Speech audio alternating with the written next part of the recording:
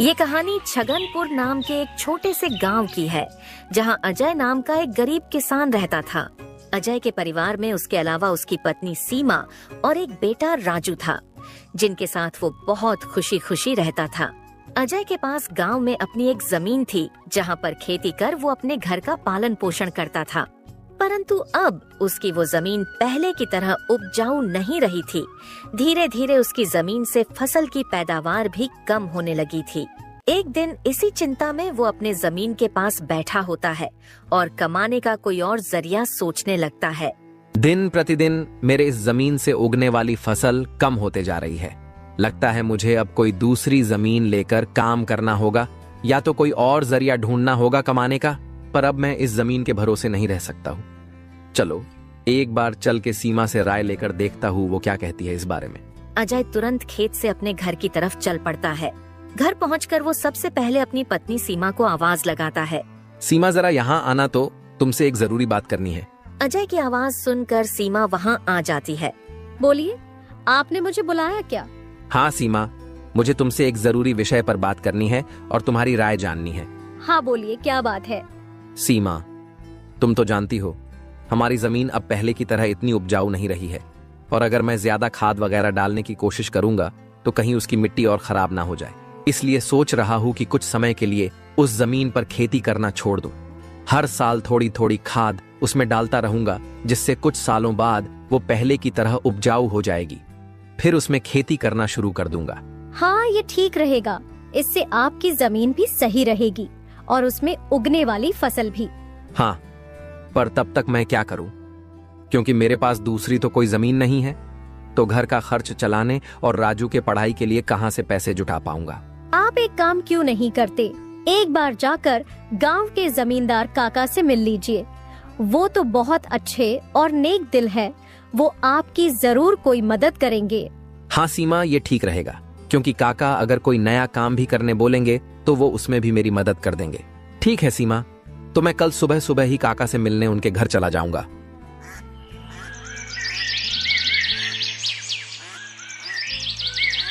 अगली सुबह अजय जमींदार से मिलने उसके घर के लिए चल पड़ता है।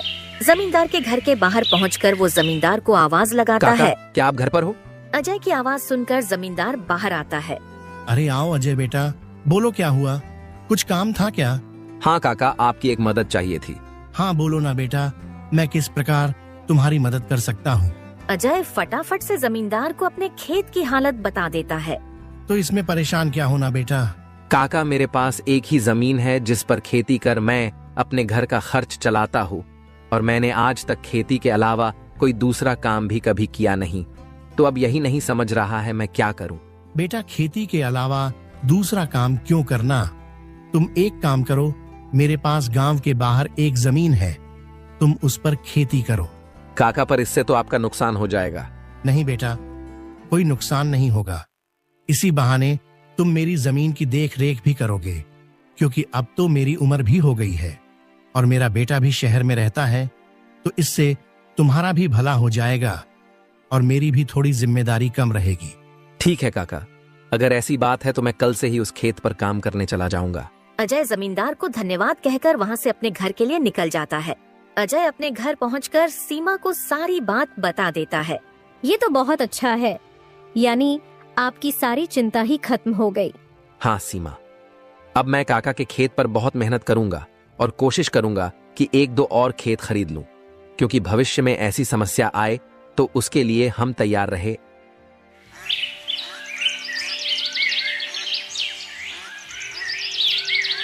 अगली सुबह अजय जमींदार के खेत पर काम करने निकलने वाला होता है तो सोचता है, काका की जमीन गांव के बाहर है, तो शायद शाम को आते आते देर हो जाए, इसलिए सीमा को बोलकर जाता हूँ। सीमा, जरा यहाँ आना तो। अजय को बुलाता सुन सीमा वहाँ आती है। बोलिए, आपने बुलाया मुझे? हाँ सीमा, सुनो, काका का खेत गांव के बाहर है, तो मुझे शाम को घर लौटने में थोड़ी देर भी हो सकती है। तो अगर मुझे देर हो जाए तो तुम और राजू खाना खाकर सो जाना। ठीक है, पर अपना ध्यान रखना। और हाँ, 1 मिनट रुकना, मैं आपके खाने का डिब्बा लेकर आती हूँ, वो लेकर ही जाना। फिर क्या था, अजय अपना खाने का डिब्बा लेकर गांव के बाहर वाली जमीन पर काम करने चल पड़ता है। चलते चलते कुछ समय बाद वो गांव के बाहर वाली जमीन पर पहुंच जाता है। चलो अब पहुंच गया हूँ तो फटाफट से खेत पर काम करना शुरू कर देता हूँ। अजय अपनी कुदाल उठाकर खेत पर काम करना शुरू कर देता है। अजय को अभी काम करते कुछ समय हुआ ही था कि तभी पीछे से एक सांप आकर उसे काट लेता है। सांप के काटने के कुछ समय में ही अजय चक्कर खाकर वहीं गिर जाता है। यहाँ अजय सांप के काटने से बेहोश हो चुका था, पर गांव के बाहर होने के कारण उसकी खबर अब तक उसके घर वालों को नहीं चलती है। सुबह की अब रात हो जाती है और सीमा अजय का इंतजार कर रही होती है। माँ को इतने परेशान देख राजू पूछता है, क्या हुआ माँ, पिताजी अब तक क्यों नहीं आए? बेटा, तुम्हारे पिताजी आज काम करने जमींदार काका के गांव के बाहर वाली जमीन पर गए हैं और उन्होंने मुझे बोला भी था कि उन्हें आते आते देर हो जाएगी, पर अब कुछ ज्यादा ही समय हो गया है। माँ, आप क्यों फिक्र कर रही हो? पिताजी ने जब बोला था कि उन्हें आने में देर होगी तो कुछ सोच समझकर कहाँ होगा। एक काम कीजिए, आप जाकर सो जाइए। राजू की बात सुनकर सीमा अपने कमरे में सोने के लिए चली जाती है। अगली सुबह भी जब सीमा देखती है कि अजय अब तक घर नहीं आया है, तो परेशान होकर वो सीधा जमींदार से मिलने उसके घर की ओर चली जाती है। सीमा जमींदार के घर पहुंचकर उनसे अजय के बारे में पूछने लगती है। नमस्ते जमींदार काका। नमस्ते बेटी, बताओ कैसे आना हुआ? काका, अजय कल आपके गांव के बाहर वाले खेत में काम करने गए थे, पर अब तक घर नहीं आए हैं। क्या कहा बेटी? अजय कल गया था और अब तक घर नहीं आया? हाँ काका, उन्होंने मुझे कहा था कि खेत गांव के बाहर है तो आते आते रात हो जाएगी, पर अब तो रात की सुबह हो गई, पर वो अब तक नहीं आए हैं। चिंता मत करो बेटी, मुझे थोड़ा समय दो, मैं अभी किसी को भेजकर पता लगाता हूँ कि अजय कहाँ है। जमींदार तुरंत अपने घर में काम करने वाले घनश्याम को अजय को देखने अपने खेत पर भेजता है। कुछ समय के बाद घनश्याम जमींदार के खेत पर पहुंच जाता है और वहां का दृश्य देखकर वो परेशान हो जाता है। ये क्या, अजय का तो पूरा शरीर नीला पड़ चुका है। मुझे लगता है इसे किसी सांप ने काटा है। मुझे तुरंत जमींदार जी को ये बात बतानी पड़ेगी। घनश्याम वहां से भागते भागते जमींदार के घर के लिए निकल जाता है। घनश्याम जैसे ही जमींदार के घर पहुंचता है, उसके कुछ कहने से पहले ही जमींदार उससे पूछने लगता है, क्या हुआ घनश्याम बेटा, तुम इतना दौड़ते हुए क्यों आए और क्या तुम्हें अजय मिला? घनश्याम जमींदार को सारी बात बता देता है जो उसने खेत में देखी थी। घनश्याम जब जमींदार को सारी बात बता रहा होता है, तभी वहाँ पास में खड़ी सीमा भी सारी बात सुन लेती है और रोने लगती है। घनश्याम, तुम सबसे पहले वैद्य जी को लेकर वहाँ पहुँचो, मैं सीमा बेटी को लेकर वहाँ आता हूँ। घनश्याम को वैद्य जी के पास भेजने के बाद जमींदार सीमा को समझाने लगता है। सीमा बेटी, पहले तो तुम रोना बंद करो और जल्दी से मेरे साथ चलो, क्योंकि तुम्हारे रोने से अजय ठीक नहीं होगा। फिर क्या था, जमींदार सीमा को लेकर अजय को देखने उसके खेत के तरफ निकल जाता है और घनश्याम वैद्य जी को लेने दूसरी तरफ निकल जाता है। जमींदार और सीमा जब वहां पहुंचे तो उन्होंने देखा अजय बेहोश हालात में खेत में गिरा था और उसका पूरा शरीर नीला पड़ चुका था। सीमा अजय के पास बैठकर रोने लगती है। तभी वहां वैद्य जी आ जाते हैं। वैद्य जी के आते ही सीमा वहां से हट जाती है और वैद्य जी अजय की हालत का जायजा लेने लगते हैं। क्या हुआ वैद्य जी, अब कैसी है अजय की हालत? देखिए जमींदार जी, मैं आपको झूठ बोलकर अंधेरे में नहीं रखना चाहता हूँ, पर अजय की हालत बहुत खराब है। वैसे तो मैंने उसे जहर को काटने वाली औषधि दे दी है, परंतु जहर अजय के अंदर कुछ ज्यादा समय तक रह गया है, जिस कारण वो प्रगाढ़ बेहोशी के हालत में चला गया है। प्रगाढ़ बेहोशी, ये क्या होता है वैद्य जी? प्रगाढ़ बेहोशी के हालत में व्यक्ति जीवित तो होता है, परंतु उसके बदन के हिस्से में हलचल नहीं होती है, और ये अब कब होश में आएगा ये भी नहीं कह सकते हैं। वैद्य जी, तो अब हम क्या करें? देखिए जमींदार जी, अभी के लिए मैं कुछ दवाइयां दे रहा हूँ, उसे समय समय पर पानी में मिलाकर देना, बाकी तो सब ऊपर वाले के भरोसे हैं। वैद्य अजय की हालत का जायजा लेकर और दवा देकर वहां से चले गए। फिर कुछ गांव वाले अजय को लाकर उसको उसके घर के बिस्तर पर लिटा देते हैं। देखो सीमा बेटी, तुम बिल्कुल चिंता मत करना, तुम अजय की अच्छे से देखभाल करो, देखना वो बहुत जल्द ठीक हो जाएगा और तुम्हें अगर किसी भी चीज की कोई भी जरूरत हो तो मुझे जरूर बता देना, और हर महीने मैं तुम्हारे लिए और राजू के लिए कुछ पैसे भेजता रहूंगा, पर तुम हिम्मत मत हारना। आपका बहुत बहुत धन्यवाद काका, आप हम लोगों की बहुत मदद कर रहे हो। जमींदार फिर वहाँ से सीमा को दिलासा देकर चले जाते हैं। जमींदार के जाने के बाद वहाँ राजू आ जाता है और अपने पिता की हालत देखकर सीमा से उसका कारण पूछने लगता है। माँ, ये पिताजी को क्या हुआ है? बेटा, तुम्हारे पिताजी को कल खेत में सांप ने काट लिया है, जिस कारण वो बेहोश हो गए हैं। माँ, तो पिताजी होश में कब आएंगे? बेटा, वैद्य जी ने कुछ दवाइयाँ दी है और उन्हें समय समय पर पिलाने कहा है। उन्होंने बोला कि उन दवाइयों से वो बहुत जल्द ठीक हो जाएंगे। पर माँ, पिताजी की ऐसी हालत है तो अब हमारे घर का खर्च कैसे चलेगा? बेटा, तुम उसकी चिंता मत करो, मैं हूँ ना, मैं सब संभाल लूंगी। नहीं माँ, आप क्या क्या करोगी? आप पिताजी का ध्यान रखोगी, आप घर संभालोगी कि घर का खर्च देखोगी? माँ, आप बस पिताजी का और घर का ध्यान रखो, मैं अब खेत पर काम करके घर का खर्च चलाऊंगा। राजू की ऐसी बातें सुन सीमा भावुक हो जाती है। नहीं बेटा, तुमको काम करने की कोई जरूरत नहीं है, मैं सब संभाल लूंगी। तुम बस अपने पढ़ाई का ध्यान रखो। तुम्हारे पिताजी का सपना है कि तुम बहुत बड़े अफसर बनो, और मैं तुम्हें वो बनाकर रहूंगी, भले उसके लिए मुझे कितनी भी मेहनत क्यों ना करनी पड़े। फिर सीमा राजू को वहाँ से पढ़ने भेज देती है। मुझे अब कुछ करना ही होगा, क्योंकि मैं अब अजय का ठीक होने का इंतजार तो नहीं कर सकती हूँ। मुझे अब खुद जाकर खेती करनी होगी, और हो सके तो कोई और काम भी देखना होगा। अगली सुबह सीमा सीधे जमींदार से मिलने पहुँच जाती है। नमस्ते जमींदार काका। नमस्ते बेटी, बताओ कैसे आना हुआ, और अजय की तबीयत अब कैसी है? काका, अजय की तबीयत फिलहाल तो वैसी ही है, और मुझे आपकी एक मदद चाहिए थी, इसीलिए मैं आपसे मिलने चली आई। हाँ, बोलो ना बेटी, मैं तुम्हारी किस प्रकार मदद कर सकता हूँ?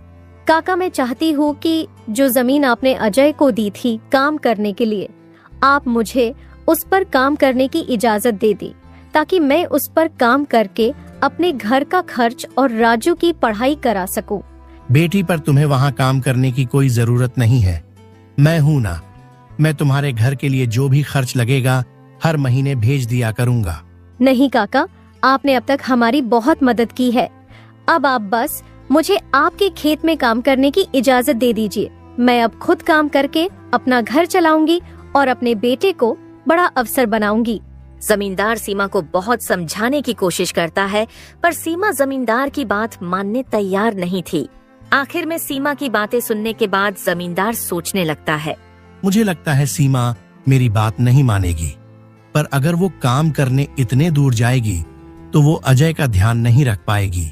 एक काम करता हूँ, मैं सीमा को मेरी गांव के अंदर वाली जमीन पर काम करने के लिए कह देता हूँ, ताकि वो खेतों पर काम भी कर सके और अपने घर का ध्यान भी रख सके। ठीक है सीमा बेटी, मैं तुम्हें अपने खेत पर काम करने की इजाजत तो दे सकता हूँ, पर तुम्हें मेरी एक बात माननी होगी। हाँ काका, बोलिए ना। बेटी, तुम्हें मेरे गांव के बाहर वाले खेत पर काम करने की कोई जरूरत नहीं है। मेरे पास तुम्हारे घर के नजदीक भी एक खेत है, तुम वहां काम कर सकती हो, ताकि तुम अपने घर का और अजय का दोनों को ख्याल रख पाओगी। काका, ये तो और भी अच्छा रहेगा, इससे तो मेरी बहुत मदद हो जाएगी। बेटी, पर एक छोटी सी समस्या है, वो खेत बाहर वाले खेत से थोड़ा छोटा है। हाँ तो कोई बात नहीं है काका, वो खेत मेरे घर से नजदीक है, वही बहुत बड़ी बात है। मैं खेत में काम करने के साथ साथ दूसरे के घर का काम भी करना शुरू कर दूंगी, ताकि उन पैसों से मैं राजू की पढ़ाई का खर्च निकाल सकूं। बेटी, पर तुम्हें इतना काम करने की क्या जरूरत है? काका, मुझे काम करना ही होगा। अजय का सपना था कि राजू पढ़ लिख कर बड़ा आदमी बने। अगर मैं मेहनत नहीं करूंगी तो उसका सपना अधूरा रह जाएगा। राजू की पढ़ाई के लिए और घर चलाने के लिए मुझे हर हाल में ये जिम्मेदारी उठानी पड़ेगी। जमींदार सीमा के संकल्प और साहस से भावुक हो जाते हैं। ठीक है बेटी, तुम्हारी मेहनत देखकर मुझे पूरा भरोसा है कि तुम जरूर सफल होगी। मैं तुम्हारी हर संभव मदद करूंगा। तुम कड़ी मेहनत करो, भगवान भी तुम्हारे साथ हैं। सीमा ने जमींदार के गांव के अंदर वाले खेत पर काम करना शुरू कर दिया। वह सुबह खेत पर काम करती और दोपहर के बाद गांव के घरों में सफाई और खाना बनाने जैसे छोटे मोटे काम करने जाती। धीरे धीरे सीमा की मेहनत रंग लाने लगी। खेत में अच्छी फसल हुई, जिससे उसका घर चलने लगा और जो पैसे वह दूसरों के घरों में काम करके कमाती थी, वह राजू की पढ़ाई में खर्च करने लगी। बेटा, मैं चाहती हूँ कि तुम मन लगाकर पढ़ाई करो। तुम्हारे पिताजी का सपना है कि तुम अफसर बनो। मैं तुम्हारे लिए हर मुश्किल को पार कर लूंगी। माँ, मैं कड़ी मेहनत करूंगा। एक दिन मैं पिताजी का सपना पूरा करके दिखाऊंगा। सीमा की मेहनत और त्याग से गांव के लोग भी प्रेरणा लेने लगे। उन्होंने देखा कि कैसे एक माँ अपने परिवार के लिए हर कठिनाई का सामना कर रही है। इसी बीच अजय की हालत धीरे धीरे सुधरने लगी। वैद्य जी की दवाओं और सीमा की देखभाल ने जहर का असर कम कर दिया। एक दिन अचानक अजय को होश आ गया। अजय को होश में आते देख सीमा बहुत खुश हो गई। अजय, तुम्हें होश आ गया। भगवान ने मेरी मेहनत और दुआएं सुन ली। सीमा, मैंने तुम्हें और राजू को बहुत परेशान किया। नहीं अजय, तुम हमारी ताकत हो। जब तक तुम ठीक हो रहे थे, मैंने हर जिम्मेदारी संभाली और देखो, अब सब कुछ ठीक हो रहा है। अजय धीरे धीरे पूरी तरह ठीक हो गया। उसने सीमा की मेहनत और त्याग देखकर प्रण लिया कि अब वह उसके साथ कंधे से कंधा मिलाकर परिवार को आगे बढ़ाएगा। राजू की पढ़ाई भी सफलतापूर्वक चलती रही और कुछ सालों बाद वह एक बड़ा अफसर बन गया।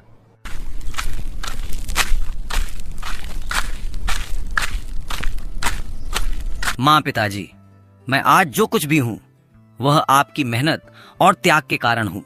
नहीं बेटा, ये सब तुम्हारी माँ का बलिदान है। उसने हमारे परिवार को बचाने के लिए हर मुश्किल का सामना किया।